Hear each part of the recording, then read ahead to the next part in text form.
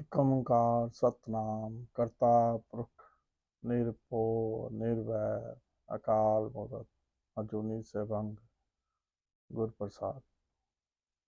वाहिगुरु जी का खालसा वाहिगुरु जी की फतेह। जपजी साहब में पीछे हमने मनने वाली पंक्तियों पे विचार किया था, तो अब आगे गुरु साहब बताते हैं कि पंचों की महिमा। तो गुरु साहब कहते हैं कि जो पंच हैं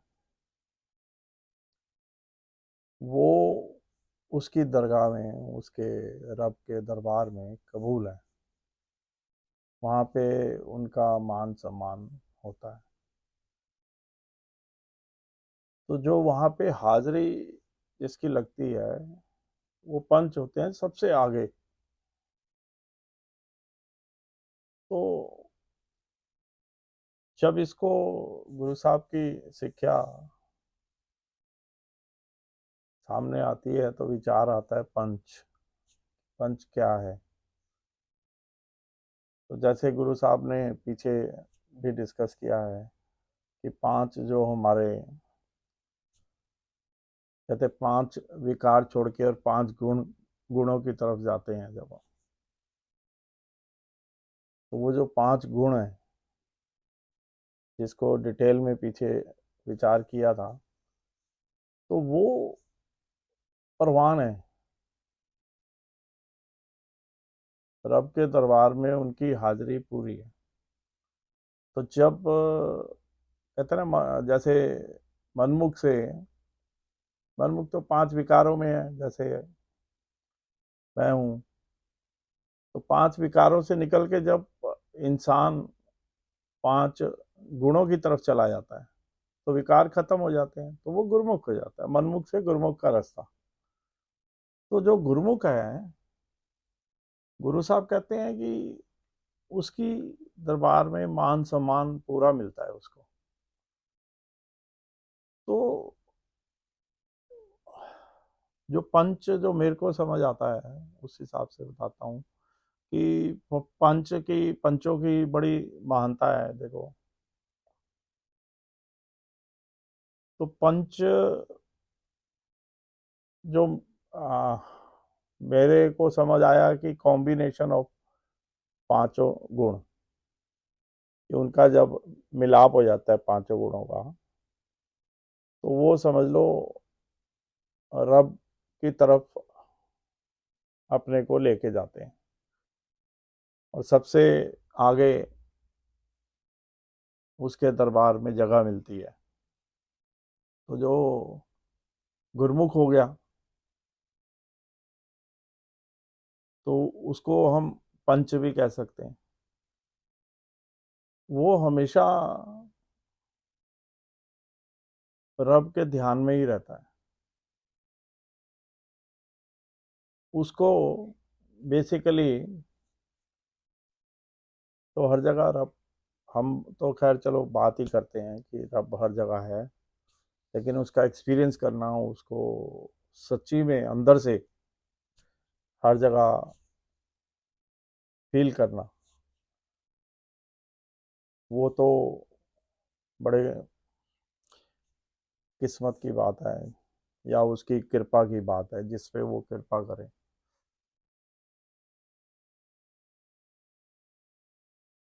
तो जो करने वाला है, जो रब है,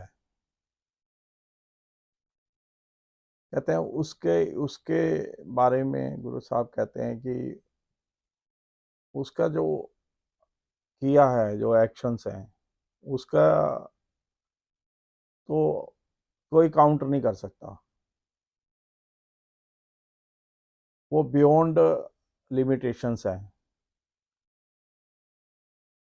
तो जो सृष्टि जो हम देख पाते हैं, पृथ्वी की बात करते हैं जैसे, तो एक धारणा बनी थी कि पृथ्वी भाई ऐसे हवा में कैसे टंगी है, तो पहले एक धारणा होती थी कि बैल के सिंग पे है। तो गुरु साहब बता रहे हैं यहाँ पे कि जो सारा है किया हुआ है उसका रब का,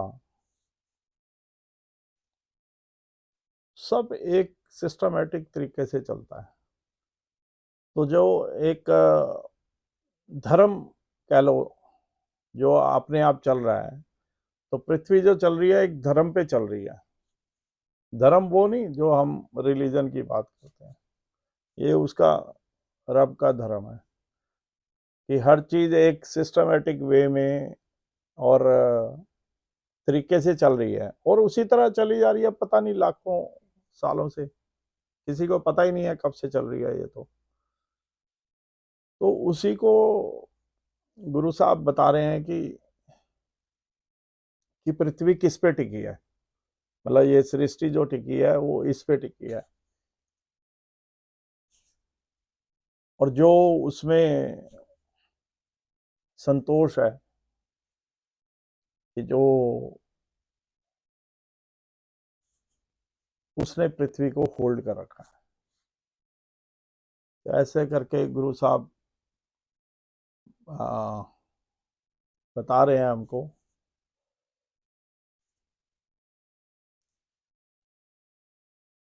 फिर गुरु साहब कहते हैं कि जो इन बातों को समझ जाता है, जिसके प्रभु कृपा कर देते हैं, जिसको अंदर से ये बात समझ, बाहर से नहीं, बाहर से तो एकेडमिकली मैं भी बात कर रहा हूँ आपसे, जिसको अंदर एक, भाई इतना ही बोल सकता हूँ कि जिसको अंदर से समझ आ जाती है, उसको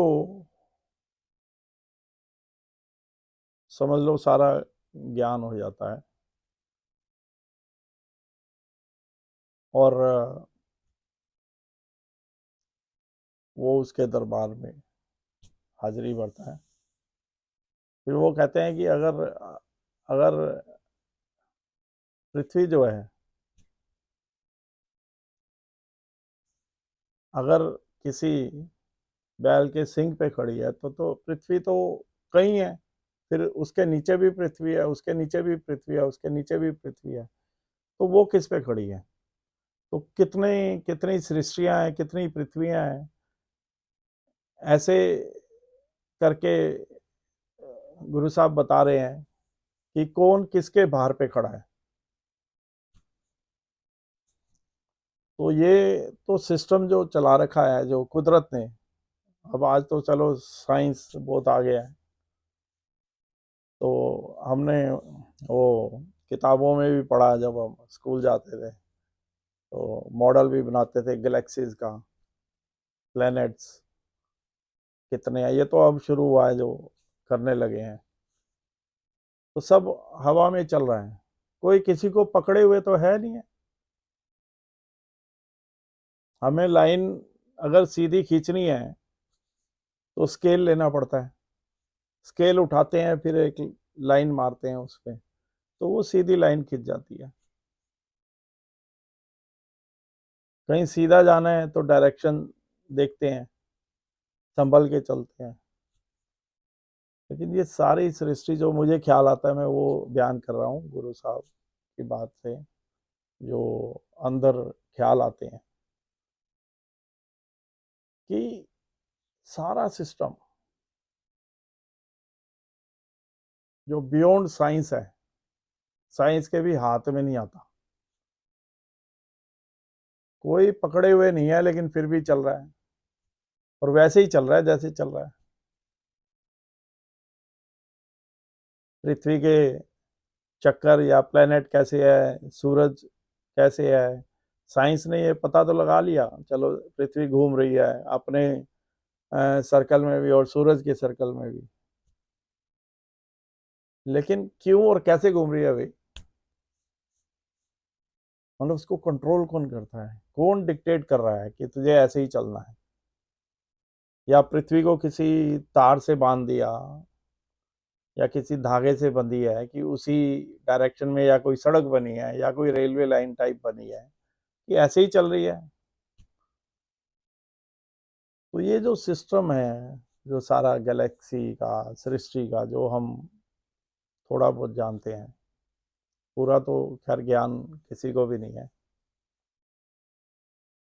तो ये सब उसकी कुदरत है। तो जो अंदर से इस बात को समझने लग जाता है उसकी कृपा में,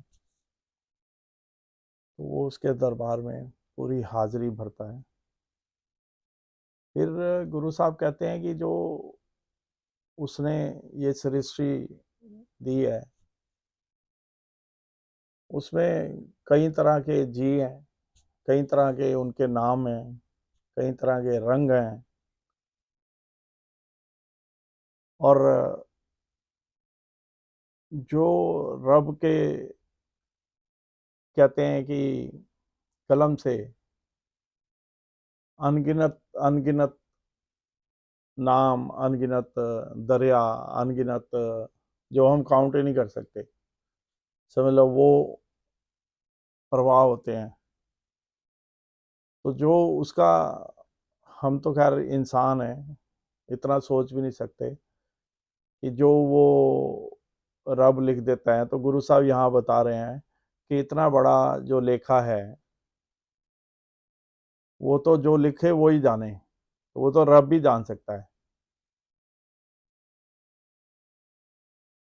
लेकिन अगर सोचो तो हम, हमारी सोच में भी नहीं आएगा कि वो लेखा कितना बड़ा है, मतलब रब ने ऐसा क्या लिखा है इतना बड़ा।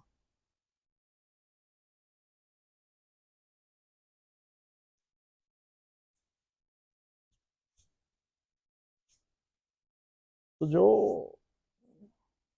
रब की ये रचना है, जिसमें हम मनमुख बन के विचर रहे हैं, ये इतना वास्ट है, इतना कि जितना मतलब हमारी तो बुद्धि से बहुत परे की बात है। इसमें इतनी नदियां हैं, इतनी पृथ्वियां हैं, इतनी गैलेक्सीज हैं। अभी तो वो साइंस भी लगी हुई है कि और कितनी गैलेक्सीज हैं, कैसे हैं, मतलब सब लगे हुए हैं, अब चांद पे तो पहुंच ही गए हैं। तो ऐसे करके अगर उसकी कृपा में रहेंगे तो देखो आगे आगे खोज कुछ सालों में या कुछ 100 ऑफ ईयर्स के बाद कहाँ तक पहुंचती है, ये तो वो जिसको जितना बताना चाहेगा बताएगा। तो उसकी जो कुदरत है, उसके बारे में गुरु साहब तारीफ करते हैं कि इतनी बड़ी कुदरत तूने बनाई है। तो उसको प्रेज करते हुए बोलते हैं कि वारे ना जाओ, कि इतनी सब कुछ है कि मैं अपने को कैसे निछावर कर दूं तेरे पे। ऐसे करके गुरु साहब रब से बात करते हैं। तो फिर गुरु साहब कहते हैं जो रब को पसंद है वो ही समझ लो ठीक है,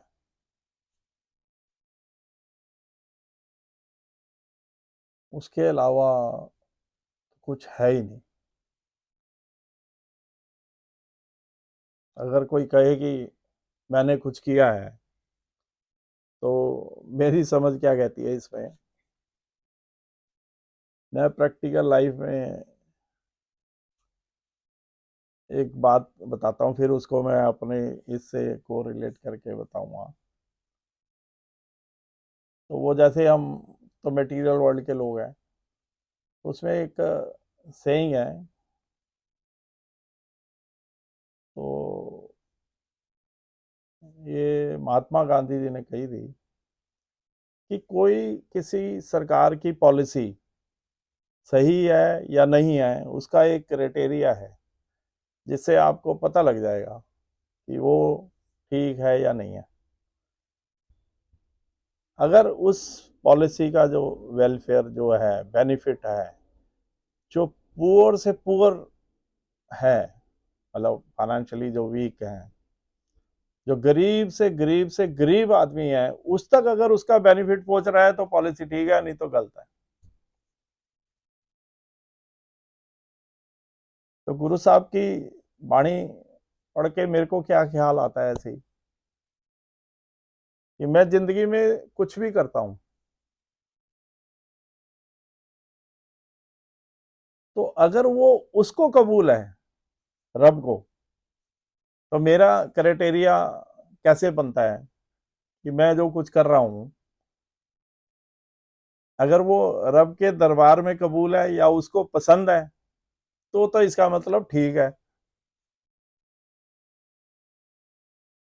और अगर वो उस पैरामीटर पे ठीक नहीं है तो इसका मतलब मैं अपनी जिंदगी खराब कर रहा हूँ, मतलब उतना वक्त मेरा बर्बाद हो रहा है।